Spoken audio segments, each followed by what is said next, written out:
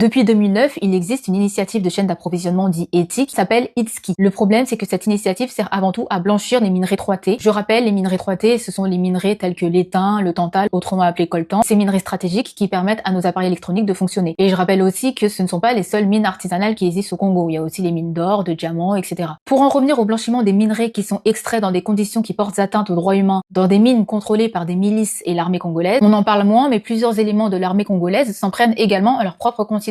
C'est un rapport de Global Witness publié en avril 2022 qui apporte les preuves de ça. ITSKI, à la base, créé par une association internationale appelée ITA, on va y revenir plus tard, a pour objectif de fournir une chaîne de traçabilité fiable, garantie donc sans conflit. D'un côté, on a ITSKI qui va étiqueter soi-disant les minerais garantis sans conflit, et de l'autre, on a le gouvernement congolais qui détermine quelle mine est légale, quelle mine est illégale. L'enquête a déterminé que dans plusieurs régions, les minerais étiquetés par ITSKI l'étaient dans des volumes parfois 15 fois supérieurs à ce que la mine légale est supposée pouvoir produire. Des entretiens ont été menés et confirment qu'en réalité, ces minerais étiquetés par ITSKI proviennent de mines artisanales. Un rapport d'une ONG locale a aussi apporté la preuve qu'une importante quantité de minerais étiquetés par ITSKI avait été attribuée à des mines légales certes, mais inactives. Et évidemment, ITSKI a étouffé l'affaire. Global Witness révèle que pour le premier trimestre 2021, c'est 80% de minerais étiquetés dans la région de Nzibira qui proviennent de mines illégales. Un fonctionnaire a déclaré à Global Witness ne pas avoir besoin de savoir où étaient extraits les minerais pour coller une étiquette. Non seulement ITSKI sont au courant de ces pratiques, mais en prime, ils collaborent activement à cette entreprise de blanchiment. Parce que les équipes de terrain prennent leur commission sur ces recettes illégales. Les agents de l'État, souvent mal payés, compensent leur salaire en étiquetant un maximum de sacs de minerais. Il s'agit, je cite, d'une question de fierté nationale et d'une réponse à la contrebande incontrôlée des minerais congolais vers le Rwanda. Je rappelle que le Rwanda profite largement de cette situation,